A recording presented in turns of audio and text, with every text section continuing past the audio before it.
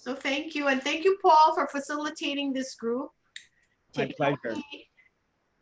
So, well, welcome everybody. My name is Paul Thornton. I know everybody here, and I think you guys probably all know each other, but just for fun, we'll take a quick stroll around, have everybody kind of introduce themselves.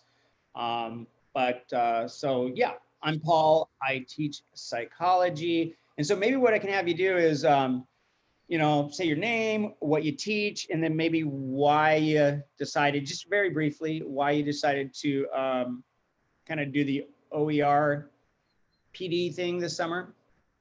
I teach psychology, and I was asked to facilitate or coordinate the summer OER professional development thing. I guess because I've been a fan of OER, we could say. So all of my courses, I use OER materials, but I'm by no stretch of the imagination a guru. That title belongs to Jeffrey Marsluft, my mentor. So my guess is that probably there are maybe some of you or maybe all of you actually know things, especially after the summer, that that I'm going to learn from you guys. But yeah, so I've been using since 2017 OER through OpenStax. Have one for my Psych 100 class that I use, one for my Psych 250 class, social psychology, and then also one for research methods that I remixed a textbook and through LibreTexts. And Delmar Larson, who's the director of LibreTexts, was kind enough to pay to have like 25 textbooks printed and shipped out here. So that was wonderful. And why am I interested in OER? Because if I can find materials that are of comparable quality to the Pearson Cengage stuff out there, I would really like to save my students some money. I know how hard it is to be a student. I know how hard it is to be a college instructor. In fact, that's hard enough. So being a student, it's you want to try to save as much money as you can. And I think this is a great way to do it. And I also have this kind of idea in my head that if we can find materials that are of comparable quality, really the onus is on us as teachers more than on a textbook. And I don't know about you guys, but I know for me personally, when I look back over my academic career, I just don't remember many textbooks. I do remember teachers, okay? And maybe there were some textbooks that were better than others, but I don't have a memory of, oh my gosh, that was the most amazing textbook. But I do have memories of that with respect to teachers and learning experiences in the classroom. So for me, I feel like if I can find, adequate, good quality, accurate, OER materials, then I feel like I'm doing my students a service by saving them a few bucks. So, all right. So go ahead and name, what you teach, and then why you did the OER PD stuff. Who wants to go next? I can go. Melissa. Oh, Melissa. So, yeah, same. I really would like to save my students some money because tuition is so high. And I do remember some of my textbooks. It doesn't appear to me that they have appreciated in cost as much as tuition has. And given that we don't seem to be able to have an impact on rising tuition, much to our chagrin. At any rate, I wanted to try to find some other sources. In addition, for some of the courses I teach, there simply isn't a text. So for example, for my Cultures of the Pacific, Cultures and History of the Pacific last spring, I used an OER. And I wanted to do the same for the PAX 108 this semester. So that was my impetus for jumping on the cart and riding along. There really is one cultural anthropology open resource, and it's not very good. So those classes I try to go through Oxford because they are a nonprofit, and at least the books are not priced over $60. They're under 60, which is comparable to what I paid in school. So, and it worked really well, but it was a partnership with Siobhan that made it happen. So Excellent. that's it. I'll jump in here really quickly. So after we do kind of this quick little introduction, then we'll cruise back through, and then we can kind of get into have you share what it was that you did. And Sure. Also just to mention, if you didn't end up, I know a lot of us kind of bit off more than we could chew over the summer. And so if you didn't end up making it quite as far along as you had hoped or anticipated, that's fine as well. But, so don't feel, if you didn't accomplish what you set out to accomplish, that's totally fine too. And you can just still share what you learned, and whether it was doing the modules or creating something. So, all right. So who's that? Tim, were you, I thought you jumped in there too. Sorry, were you done, Melissa? Okay. Tim, I could jump. Let's see. Yes. Ultimately, with most of the textbooks that I use or have my students use, at some point during the semester, and I've created a number of handouts for all my classes. I end up using those more. And so I haven't gotten away from textbooks completely. I like the English 100 book I currently use. It's not dense, and it's written by a friend of mine, or he was one of the co-authors of it, but it's not dense, and I really like that, so I'm holding on to that. And I'm using IDAP versions of books this semester too, for English 100 and 209. Next semester for 210, I decided to go with OER. I'm not sure yet what, but I am going to do that because I've always found with my research writing classes that I don't know. There's always thick books like this when you're teaching argument type of writing type of classes. And of course you can't get through. It would take a year and a half or two to get through these books. And just, enough of that. And then I did this during the summer because I wanted to find out more about it. But as well, since I didn't go anywhere, I had 2 trips planned, and both of those were canceled. And I said, you know what, I'm gonna do this.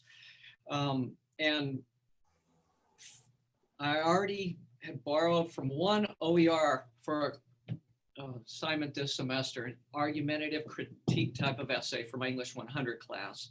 And it's hard for them, but I enjoy it. Yeah. Paul, can you repeat what questions you want us to answer? I got on a little late, and I want to make sure with this round what you wanted us to answer. Absolutely. Yeah, just to introduce yourself, what you teach, and then why. That's all right, Tim. I'm that. I'm Tim, and I teach math 75X, math 100, math 150. No. You're such a liar. This semester I'm teaching 100 and 209 business writing, and yeah. Perfect. Thank you, Tim.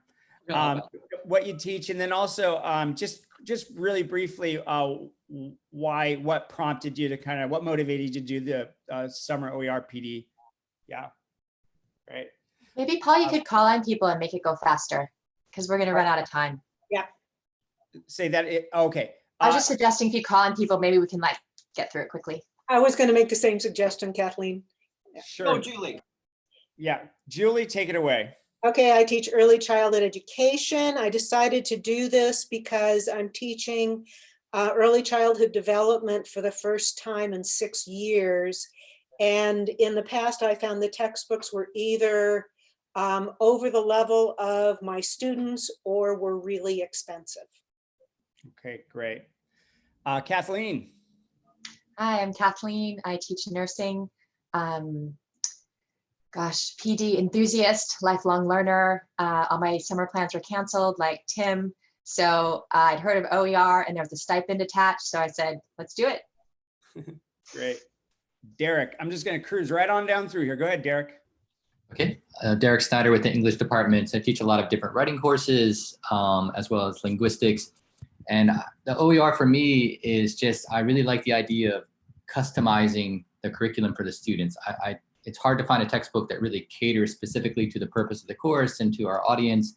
So I really enjoy that aspect of it.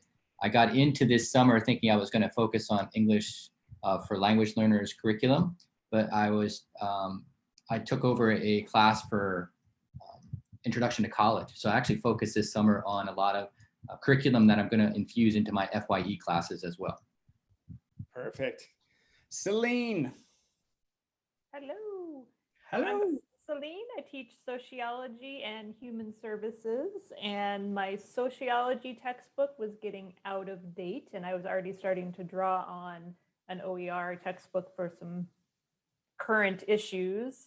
And the stars aligned this summer, like other folks have said, with the stipend and no vacation. So here I am.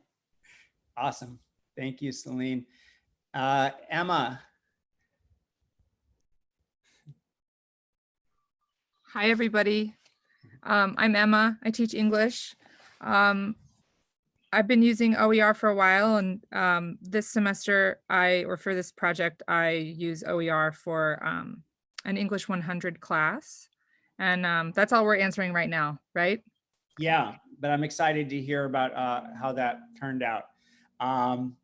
Great. Thank you, Emma. Terry, hi. Hi guys, I'm Terry. I teach math. Just like a lot of you, costs for students for books are just getting ridiculous, and it's super important for them to have it for us in math. And so looking into it, I was wanting to see what kind of materials were out there that's comparable, and that's the big thing with math. It's so hard to find something comparable. And then I kind of got strong-armed into it also because Tom was already using OER, and actually he got some wonderful resources in terms of like making a book. And then so we were kind of trying to want to partner and expand, at least in terms of looking into things like ethnomathematics, where we have more control over the materials. So I mean, that really sparks because like Linda from UH is very like passionate about like teaching math in the setting where our students can understand it, where it's more relevant. And like statistics wise, that's awesome. Like, especially now where it's very relevant. So anyway, so it's a partial part is because of students, and the other part is because Tom is like, come on, we can do it. Let's do it. Like, whatever, let's do it. Good job, Tom, roping her in. Okay, thanks, Terry. Cindy. You're muted, Cindy. Okay, here we go. A couple years ago, it was brought to my attention that economics had one of the most expensive textbooks of all. And so that was about the time I decided I got to quit this with the $250 textbooks. So I went to OER a couple years ago, and then actually last summer, there was a team of three different economics professors. We met at UH Manoa, and we developed an OER textbook for microeconomics. But we did so much work last summer that we didn't really get it all the way over the finish line. So I wasn't able to use the book last year. So I spent the time this summer to polish it off and use it. So, you know, now the next summer would be to do the same thing for macro. But it was really a cost issue. And I was having a lot of frustration with the online homework where the students were figuring out how to game it and guess it, and they weren't really learning how to do the math or learning the concepts. So I went away from that. I went in this different direction. So, and awesome. I teach economics. Great. Thank you, Cindy. Big Tom, with your hat on. It's cold up here. I think my strong arm partner, You'll Terry, think me, it's not that cold. I live at half a mile above you. he's got better heating. Mom's looking festive for the holidays. She's probably got like a wood stove or something. Look like Santa Claus there, bud. I feel like Santa Claus. Sorry. Yeah, so I've been doing this, I think, 2018, maybe prior. I took some abuse for coming together with the first online class for math. We weren't doing any of that kind of stuff, and I kind of pushed and did it. But thank God, look today, right? We're all online. And then from that, I got introduced, I think it was Jeff, or maybe it was our vice chancellor pushed the OER thing. I can't remember where it started, but that started. And then I was at a math retreat on Oahu, Terry and I were, and I ran into a couple other Math 115 faculty that were kind of doing something similar. And so we teamed up, one from Honolulu, or one from Kauai, one from Leeward, and me. And we tried to look at different programs, My Open Math and Khan and all these different things. And then I got tied into, I think Cynthia did too, the 5.0 group. And in that, they were pushing place-based, write your own book kind of stuff. So I adopted an OER book, and then I started writing a place-based book, and that's what I strong-armed Terry into helping me with. So I teach the Math 115, I teach Business 310, and I teach the ICS data science class now, and I have kind of helped Math 175 and Math 103. There's my story. Sticking to it. Thank you, Tom. Ellen. Hey, everybody. Good to see you all. I'm Ellen. I'm here as support and cheerleader. And as you probably know, you are all heroes in librarians' eyes. Reducing costs as a barrier to student success has always been central to our mission. So is fighting big corporate education and textbook companies. So I wanted just to step back in, and I saw that Paul was doing this, and it's Friday, and I'm on Zoom all day, so I might as well just cruise on over to this meeting. And I see a few of you I just got out of a meeting with. Anyway, I know this is beyond the purview of this meeting, but we in the library we're really supporting textbook cost zero efforts, which is a little bit what Melissa's talking about. So those are items that are not necessarily OER, but they are owned and licensed to the library that you can utilize in your classes. We have just received a chunk of CARES funds for ebooks. So this is just a reminder that even though Jeffrey no longer is the main point of contact for OER, we still have lots of tools in our back pocket and energy and drive to help you. And particularly one of my interests now with the new anti-racism pedagogy that we're seeing everywhere is looking at OER as one of the things that we can include. I just watched a really cool webinar on it and how it's one of the better or more powerful ways to fight racism in the classroom is to get rid of our textbooks that has a lot of systemic problems in them, and to take some of these OERs and look at them from that sort of social perspective. So anyway, here I am, here for you guys. Hit me up if you need anything. Thank you. Thanks, Ellen. Julie. Hi, Julie. Hi, sorry I'm late.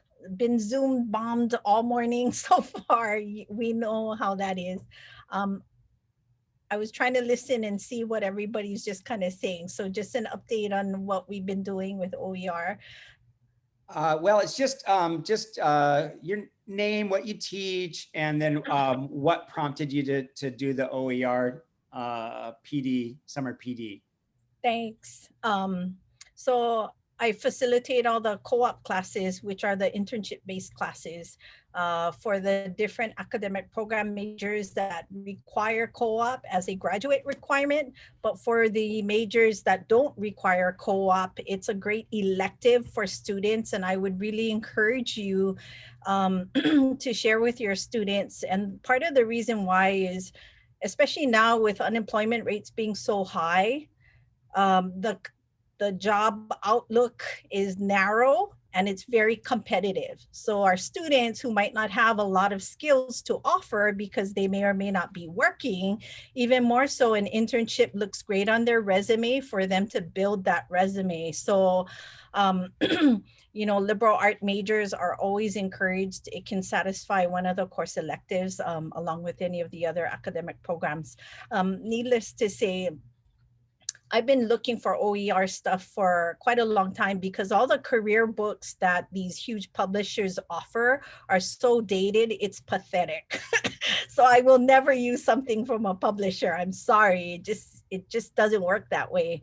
And as you all know, with COVID and all these workplace environmental changes, it's huge. I mean, we have to move with times. And thank you, Ellen, for sharing. I have to hit you up about resources, about diversity and social justice and all of these things, because in the workplace, we have to train our students to be aware of these notions of what we're talking about with regards to, you know, racism and a whole bunch of connotations, you know, and I don't think all of our students are really aware to that magnitude of what that means, because it depends on everyone's background. And I also want to be able to share quality content that's current. So that's kind of been my thing with joining and participating in OER, along with looking at credible associations or professional organizations that can share that kind of information with our students. So thank you. Great. Thank you, Julie. Oh, wait, can I make a quick plug? Send your students the modern internships. We have money available for students. So right now I only have about 40 students signed up. We're about halfway. But I mean, this is money for students, and as well as trying to help our employers or organizations, nonprofits, whatever. Even your entity here at Maui College, Tim signed up to recruit a student to help him with promoting SSM, you know? So even if you need help in your departmental areas, you know, sign up. Thank you. Great.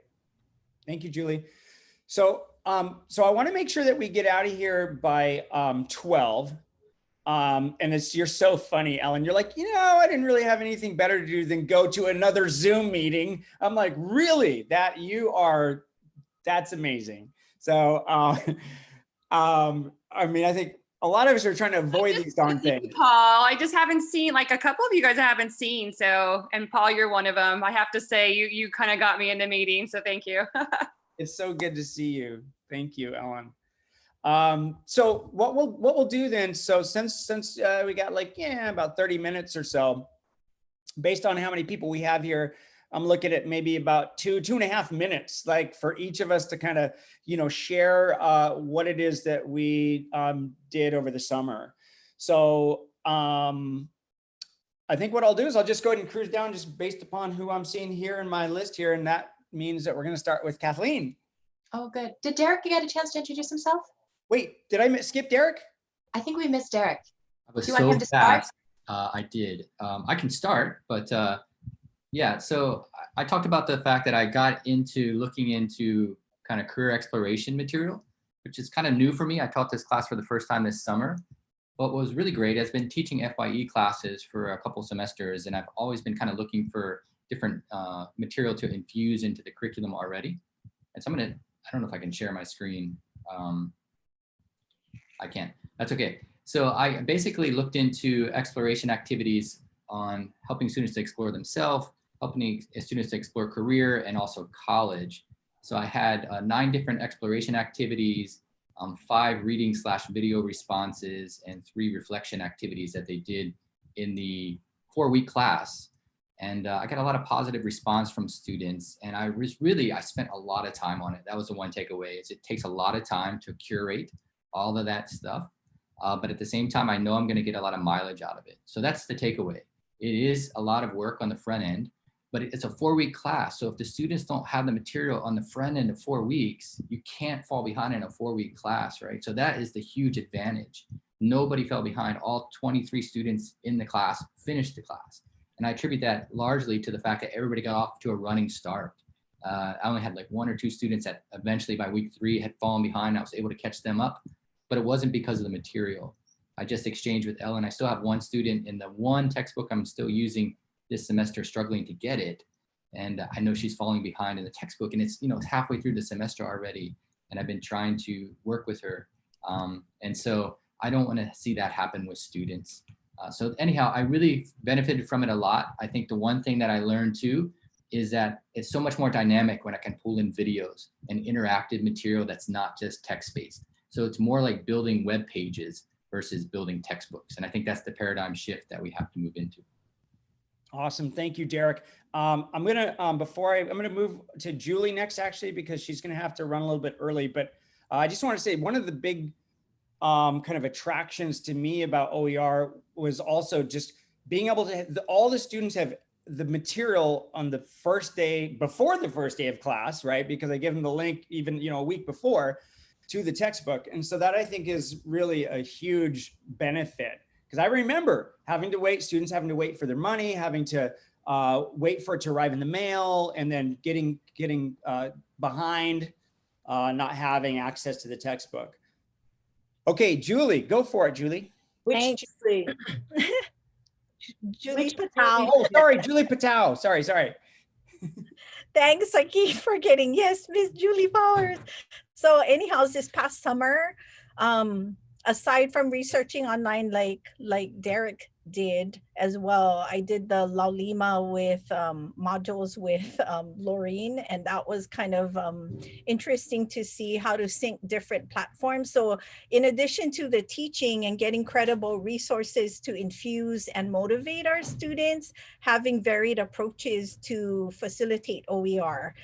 So like learning different Padlet, Quizlet, different forms to help engage our students also works as well, in the sense of allowing the student to learn and reflect about your subject matter. So that's been very helpful for me, and engaging our students to think outside of the box. And critical thinking is like the #1 skill our students lack before entering into the workforce, based on NACE, this National Association of Colleges and Employers, that rated students' competencies. And so trying to develop curriculum around the competencies that are required for students as they transition, I think are really important. So yeah, that was fun.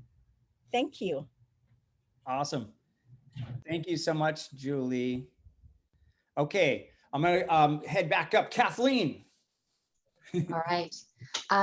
So for me, I think the biggest thing is I was a little bit reluctant. And again, I'd heard of OER, but I didn't really understand what it is. And it sounds like a lot of folks are focusing on the textbooks, but that's what I thought it meant. I thought OER meant giving up textbooks. I'm like, we are not anywhere close to being ready to do that in nursing. But I was like, it's so much more than that.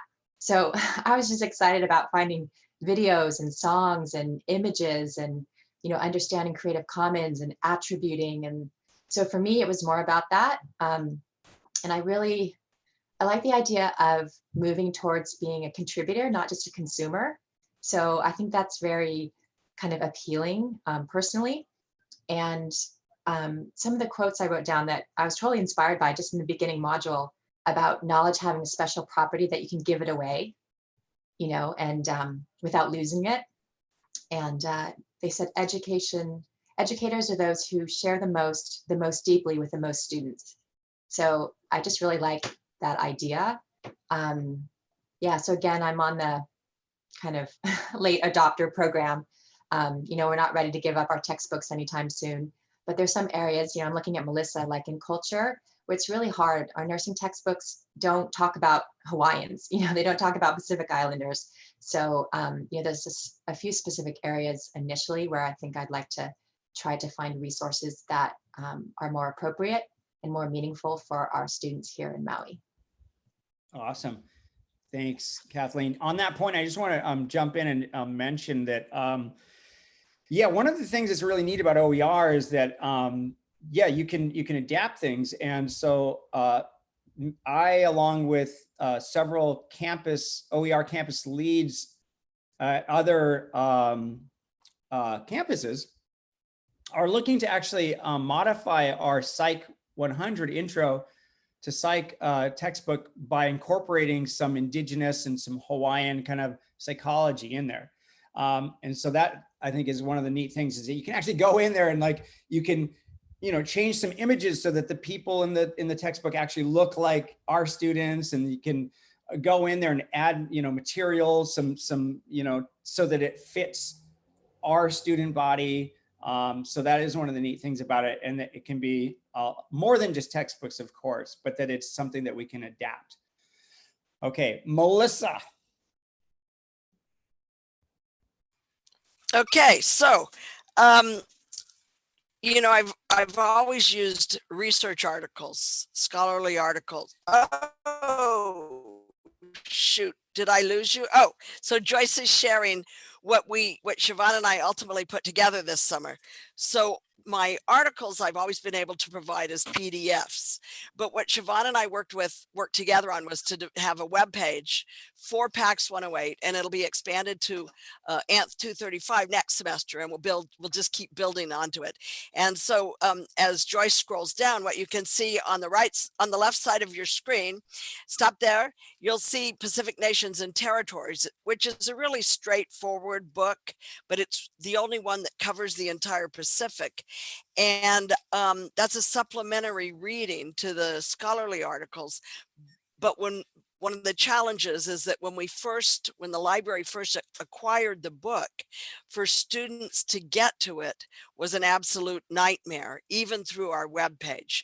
They had to go in chapter by chapter through a long process. So Siobhan was able to streamline that. Yay, Siobhan. And now they can go in chapter by chapter, but on a one link basis. Then scroll down a little bit more, Joyce, and we're still on the right side of the screen. And you'll see 3 of the 4 articles about which they write.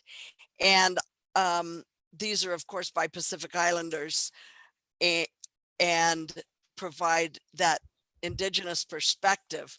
And I have one more that's just a couple chapters from a book, which is also, it's right there. It's right above Native Cultures of the Pacific, the Keist book. And so they use a couple of chapters from that. But my films, a couple of my films appear here, so they can rewatch the films. Those are down. We've got the World Bank on Pacific Islands. We've got Made in Taiwan, Gene's Culture, and the Peopling of the Pacific. And we're just going to continue to build. Then on the right side, scroll up, please. My assistant. Thank you, Joyce.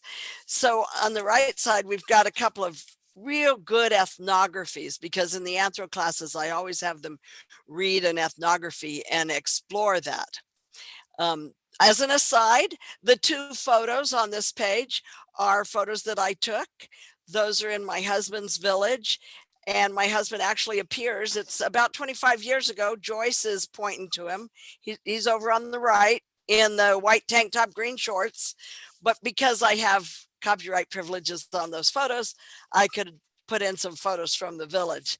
I had a blast doing this with Siobhan. She did all the work. You know, I can't claim the labor effort at all, but teamwork's always the best. And so we didn't have any challenges like the others of you who have spoken. In getting students to access the resources are always an issue. And so at the very beginning, to get them into the habit, because PAX 108 is a low stakes course. It's an elective. We get a lot of students who have just arrived. It is FY, and so I put in some low stakes assignments that really get them using the resource. And we're working on this for some other classes, but wow, Siobhan did an awesome job. The library purchased the book online. That book, Pacific Nations, was $100 and not worth $100. And the Native Cultures of the Pacific isn't really available anymore, and it's not available online. So anyways, that's it. Thank you very much for listening. I had a blast. Yeah, there you go. That's awesome. Looks great. Wow, you guys were really. Just a quick question, Melissa. So I have that book and I had used it many, many years ago when I taught middle school, Pacific Island Studies. When did they digitize it? When did they allow access to it online? Recently. Okay. Yeah, and so it's very straightforward, and I have to provide a lot of other resources, which allows me to expand on everything in lecture. But they get that, they've got access to the basics right there. You're familiar with the book, Liana, so it's it has been used in high schools and even middle schools because it's very accessible, and it allows me to expand and let them feel competent in their introductory reading skills as well. And then they have the tougher articles later. Any other questions? No, that's great. It's nice that you're providing that scaffolding. That's cool. Thank you, Melissa. Nice project. Okay, Derek, take it away, Derek. I did already. I'll pass. Oh, that's right. We started with you. I'm sorry. That's okay. I forgot that we went in switched up the order here. Sorry. No worries. You're done. Enough of you. I've heard enough from you, Derek. Okay, Celine, sorry. Hey, so if you can give me screen sharing powers, I can actually show you the resources that I used. I think I switched it. I'm not 100% sure, but I did switch it so multiple participants can share simultaneously. Does that give you the, that should give you access? You're a co-host. There you go. Nope, I'm good. Beautiful. All right, so I focused on my Soc 100 class, the one with the outdated textbook that I was already starting to pull in some resources for. And I found a really nice, accessible textbook that gives folks a nice foundation, because like Melissa was talking about, I've got those folks coming in. This is maybe their first college class they've ever taken. This University of Minnesota textbook is a easy read, easy to understand, covers the basic concepts of sociology really well. So it gives them that traction, those early wins. And then I actually am switching over to another textbook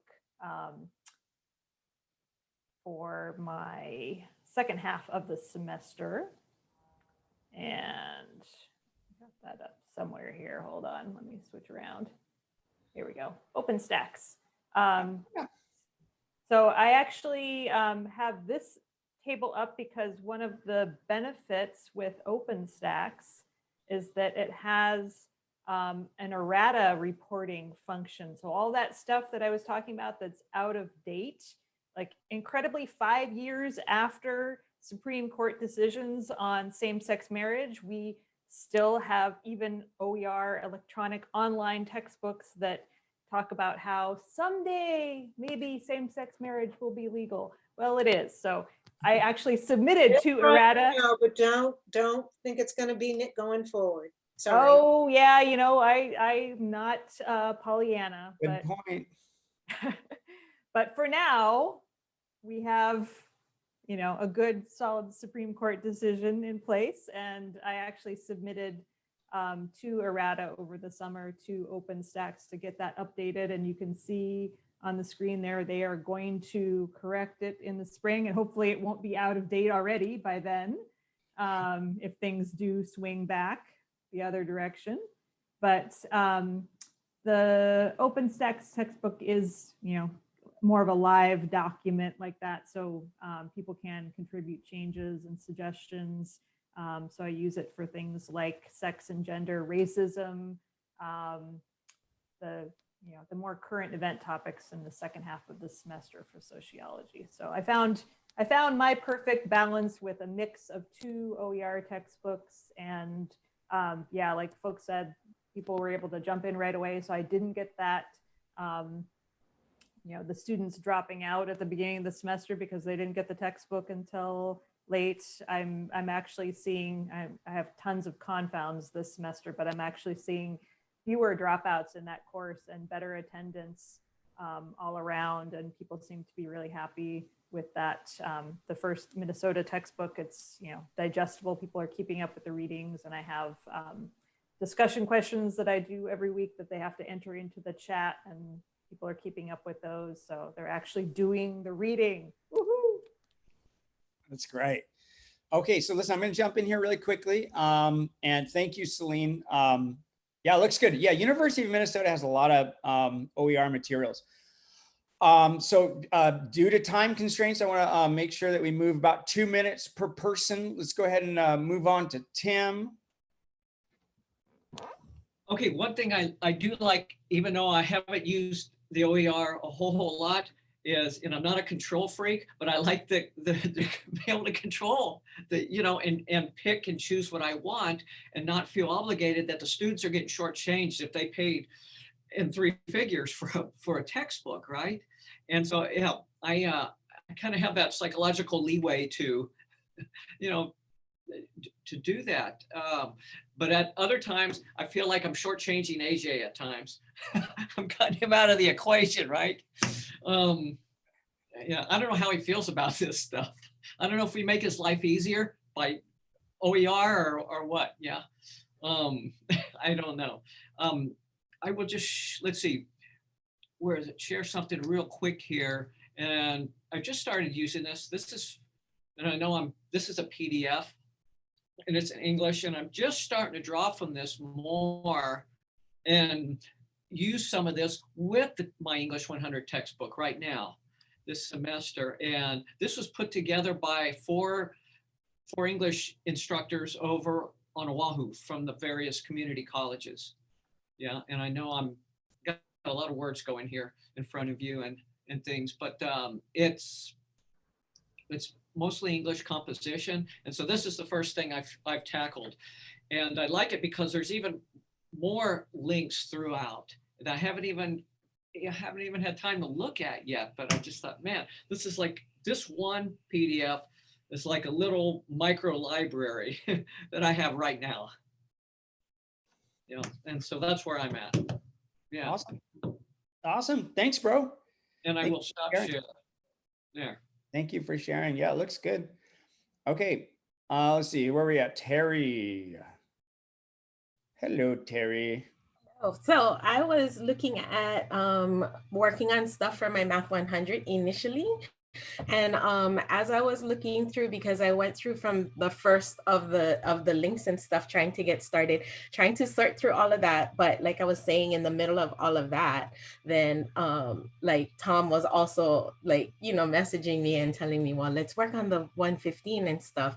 So I don't have anything that I put together myself. I'm gonna kind of defer to Tom because I wasn't able, I had started, like my whole big project during the summer was I wanted to do something better in terms of like, the math department is really very Pearson heavy. We have a couple of courses that we use in Cengage, and really like, besides the cost, like just dealing with the representatives is really not ideal. And which is why I was like, you know what, OER or even zero cost was something to try and move away to, because to take out that middle person that was driving us crazy driving us crazy anyway, right? And so anyway, that was my focus. And then I wasn't really able to put too much together because then I was just kind of looking onto what Tom had already created, and we're trying, like I said, trying to make it more centered for the ethnomath, yeah. And so yes, so at least in terms of me trying to create stuff, because I was already trying to create stuff that was gonna move away from the Cengage that I'm using in 100. I don't have any producibles, but I'm gonna defer to Tom to show you like the stuff that he has put together that I was like very minimally collaborating with. That's just fine, Terry. Yeah, and the thing is that you know, it's out there, it's available, you have time. It's not like there's a deadline to, you know, get it all squared away. So I'll get back down to Tom here in a minute, but I want to go ahead and go to Julie because she has a meeting coming up here. So go ahead, Julie Powers. Julie Powers. Okay, so I was lucky. I was able to find an OER that had been written by another community college program that has the same accreditation we do. So I knew that it was going to meet the criteria we need. The work that I did I don't know what your experience with students is, but mine is they don't read a textbook unless they have to. And if it has to do with the test, they're willing to risk not reading it for the text. So for all my classes, they have chapter writing where I ask specific questions that ask them to reflect on the work, reflect on it from their own experience, and make them think about the book more. So a lot of the work was in changing all of those questions. It was also, and this is a common frustration for me, is that a lot of even early childhood textbooks go up through adolescence, and our course doesn't extend that far, and they group infants and toddlers together.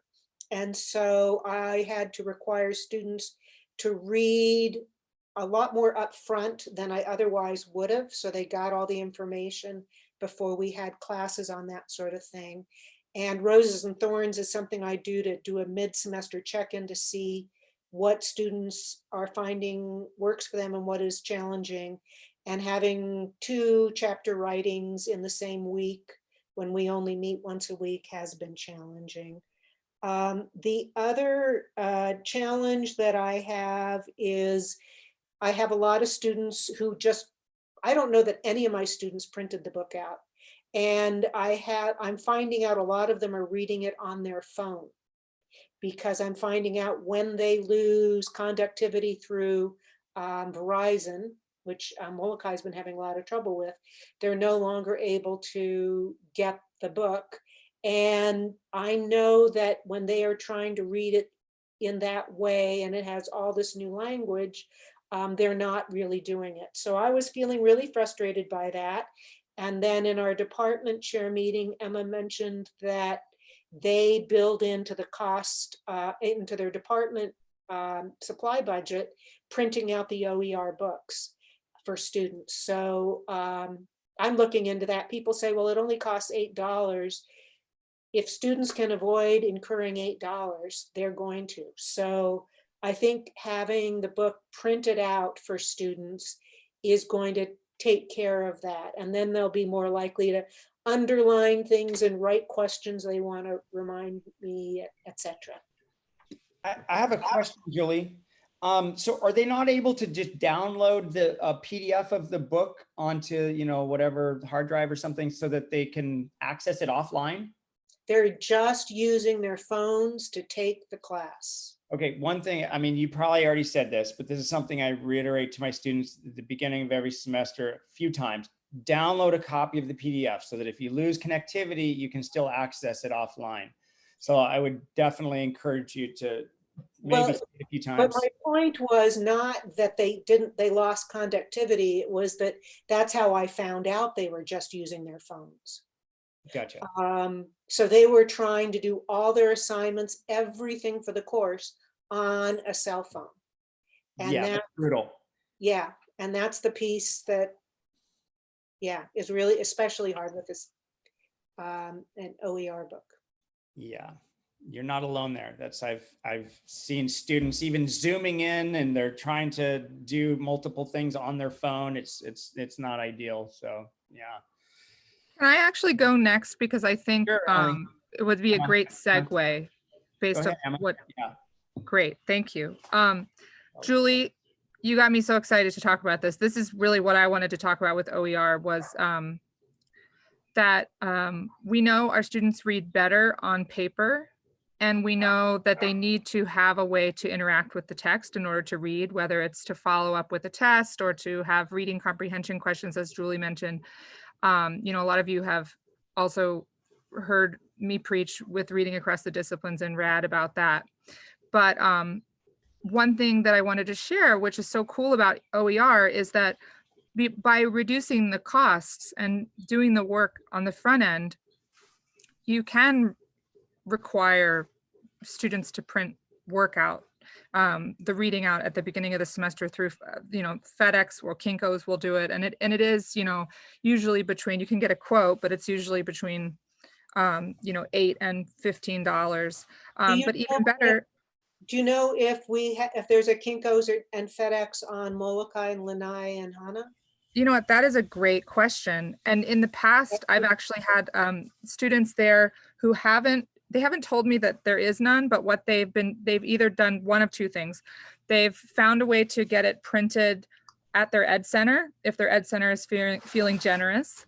The other option is having students, like our faculty or our secretary, Lori, who's an absolute saint. And the reason that our students have access to all of these printed out textbooks for free is because of the work she does. And she purchased a binding machine with our supply budget, is because she will actually ship them to Molokai and Lanai.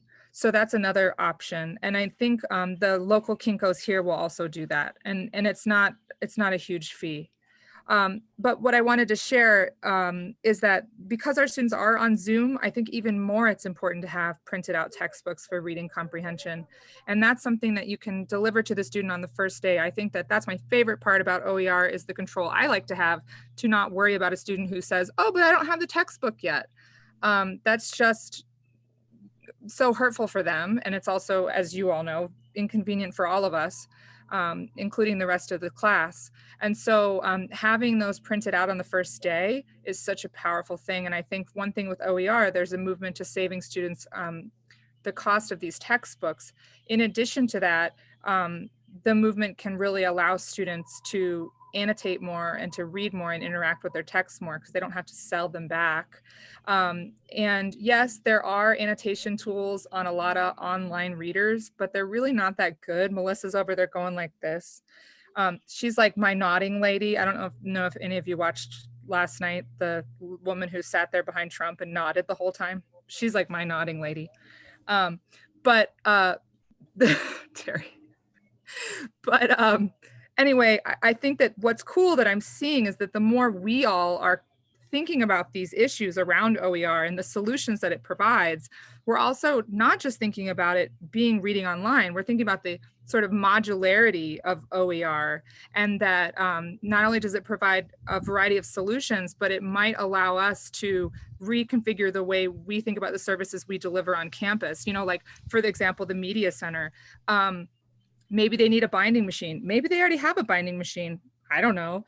But a lot of these resources, they do, Terry says, these are available to us to help our students. And yeah, I'm just really excited about that. All I did for this project was take a lot of these info literacy tools that I use online that are always on my websites and are always on my Laulima, and I put them together in the textbook so that students weren't always having to go outside of the textbook for those materials. And that allowed me to have students interact with them at a deeper level because I could assign those annotation projects and things like that the same way as I would with the rest of the textbook. And a big thanks also goes out to Neil Stotts, who wrote the textbook that I use as far as what I use on composition. He has an excellent guide that I got permission from him to use. So I sort of added that on with the help of Lori into the PDF and used sites that had permission to do that. I got a question here. It says, do you know how much a binding machine costs? I don't, but I can ask Lori. I'll get back to you.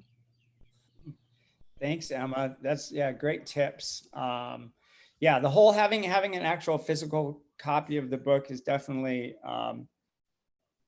recommended. I think it's not possible maybe in every case, I guess, depending, but yeah, I mean, I know that like one of the books, well, some of the books I use, they can get a printed copy for about $10. Another one, the OpenStax one, it's $38 for brand new hardbound, like a $200 textbook, you know, for $38 brand new, which is pretty good, all color, you know, nice book. So I do encourage students as well to try to, when they can, you know, pay a few extra dollars to get a physical book. Liana, go ahead, you're next. Sorry, you missed. I don't know that I have anything to add. I was just here to listen to what you guys were doing to be inspired. Our history department experimented with an OER text back in, I want to say 2017, and it was not a good experience. The students basically printed out the whole 400-page book. You know, they did, you know, because you could print 10 to double-sided pages free through the Kahua Lab, and they basically just went and printed out the book. and so I just felt like, well, you know, like maybe they should just buy a $40 textbook that that that they have access to, rather than, anyway, it just wasn't a great experiment. I didn't think it really served them well. It wasn't an excellent book, and I just hate this feeling that we are shortchanging our students of excellent quality materials just to get them something free. And that is such a push-pull in my mind about this, because the really interesting good stuff isn't free. And anyway, so this past year, it was of course interrupted with COVID. The history teachers across the UH system met. Because we're all sort of in the same bind. There's a bunch that are using that bad OER text because it's free and it's a PDF and downloadable. So there's some that are using that. There's a number of us who are using an Oxford text because it's nonprofit and the prices are pretty low. And then others are using the text that Mike and I had previously been using and moved away from. So there's basically 3 different options, and everybody within the UH systems in the history departments seems to be piecing together these 3 different models. So we met in November to try to do the book sprints, you know, and we pooled all of our resources that were free and open and online that we were all using. So we kind of created a joint site that of just sharing common resources and lesson planning. It was very collaborative, and of course it was supposed to finish in May, and it never did because of the COVID shutdown. So we met over the summer and created a joint La Lima site. And it's really interesting. It was a really interesting meeting because it really was, it turned into more of who's not making their students right, because those are the classes the students are wanting to take. And so we have to support each other. And it was really an interesting meeting because now that our students can take classes from any campus and get the credits, there was this real fear by some teachers that that students weren't taking their classes because they were seen as kind of the hard history teachers across the system that required a lot of writing. So there was, it morphed from like sharing resources and ideas to don't steal my students. It was really an interesting kind of meeting. But I think there's that reality to it as well, you know, that we're not just working, not Mike and I, of having to collaborate between the 2 of us to keep our students, you know, they can take classes throughout the system. So it's just kind of developing that process of collaboration amongst instructors. And we'll probably, and what the book stacks was going back to that bad history textbook, comes out of Georgia. But it was the only downloadable PDF one, and basically rewriting it. We were all each going to kind of take a chapter and kind of rewrite it and tune it into our specific student population, and then input all of our good teaching ideas and free resources that we could find into a joint book that would be used across the system. So that kind of process sort of got started, and then it got stopped. So then I ended up keep using the Oxford text, which the publisher has kept at a reasonable price. It's, you know, when I first chose it, it was $24, and then it went up to like $34. And then I was really, really angry because I checked with AJ over the summer. Is it staying the same price? I checked with the publisher. They weren't raising the price. He upped the price to $49 without telling me. And the students were like, this isn't listed for the price that you told us it was going to be listed for. I went back to the publisher. They didn't raise the price. And I was really upset that AJ could just unilaterally change the price and make it whatever he wanted to sell it for in our bookstore without consulting with me, without telling me, without saying, do you want to go to a different choice? Because this is what we are going to charge for it to make the profit margin that we need to make. So I was really upset, and that alone is going to push me to OER, to be honest. That alone is going to make me write my own textbook, and so many of my online classes already use so many online sources, but they're not, it's not, I have to recheck the links every time I teach the class, make sure they're all still active. And that just gets to be a little time consuming and cumbersome. And so to create something that I know will be there from semester to semester is sort of the goal. But not have to be at the mercy of somebody else deciding how much they're going to charge for the materials that I chose because they were affordable and of good quality. So that's my beef right now. Yeah, but anyway, you guys are giving me some really good ideas to consider. Thanks.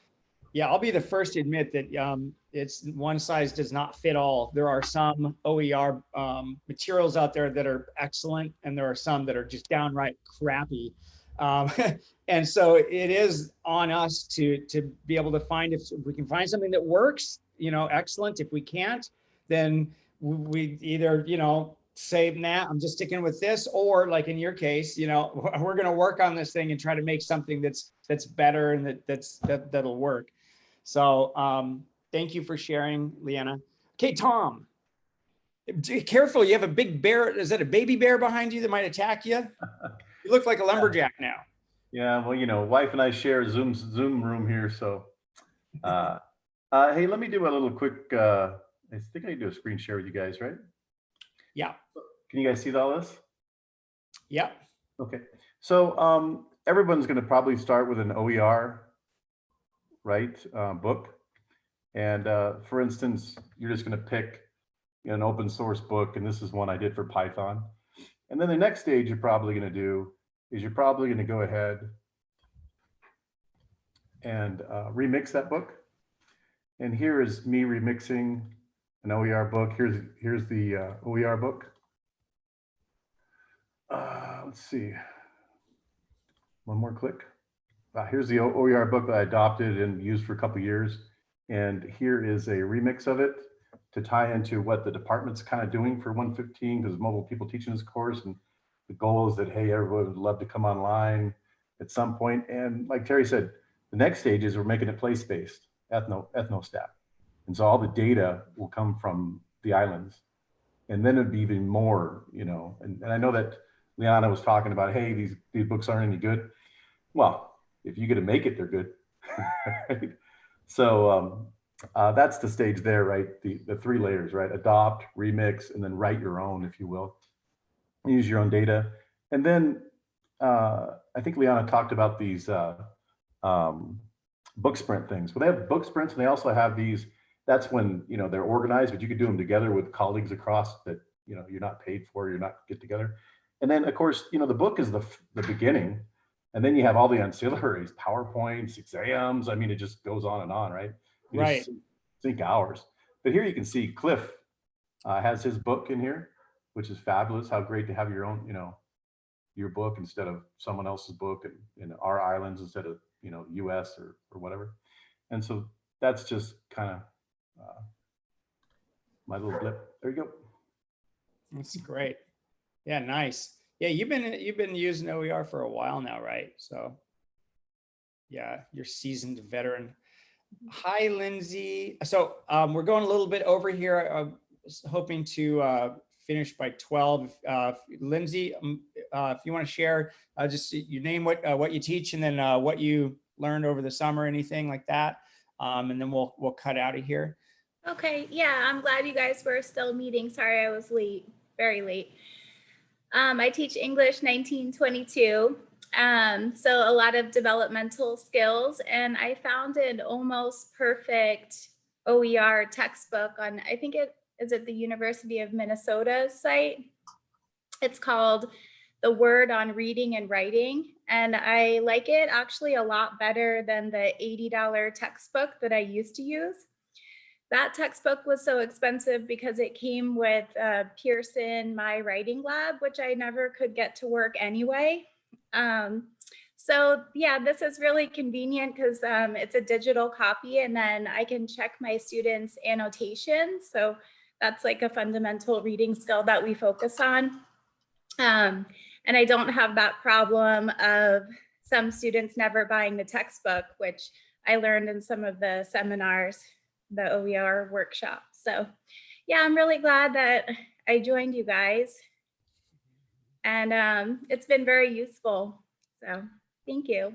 Awesome. Great. Yeah. So, so listen, I'm going to go ahead and any last questions or comments from anyone here? Because I know that, oh, go ahead, Kathleen. Just a quick question. So Tom had showed what's something pressbooks.oer.hawaii.edu.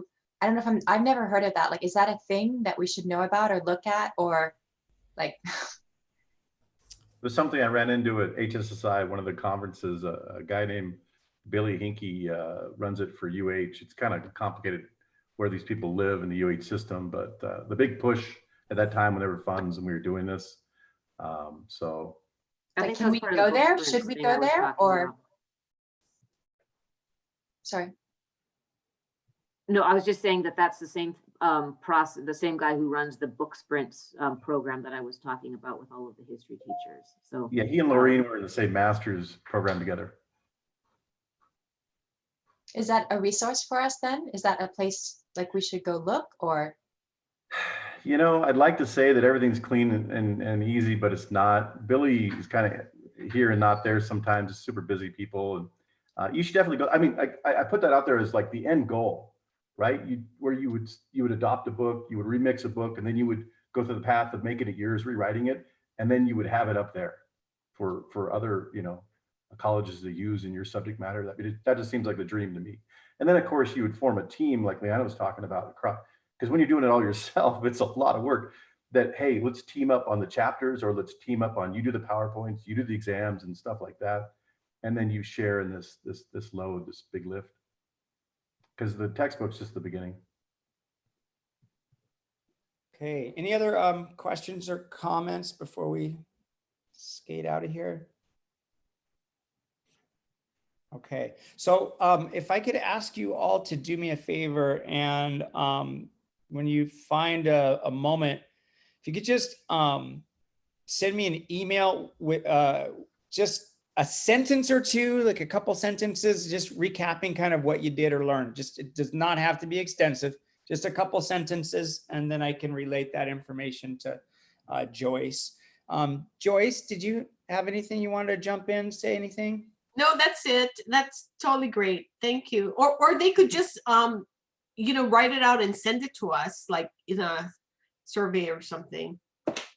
Oh, okay. So maybe I know time has sort of passed, right? So yeah, yeah. So yeah, I'll generate a little survey and send it out to everybody. How's that? That'll work. All right. Listen, I want to thank you guys. Thank you for participating this summer. I'm excited for everybody to learn some cool stuff, created some cool stuff, and we'll just continue on the journey. It's an ongoing, never-ending thing of editing and revising and building, and it's a lot of work. I think it can be, but I think it's valuable work, and I think it's also something that's going to just continue to be more important. It's going to grow. It has only grown more and more over the years. So, so I appreciate your contributions to it as well. So, get out of here and have an amazing weekend.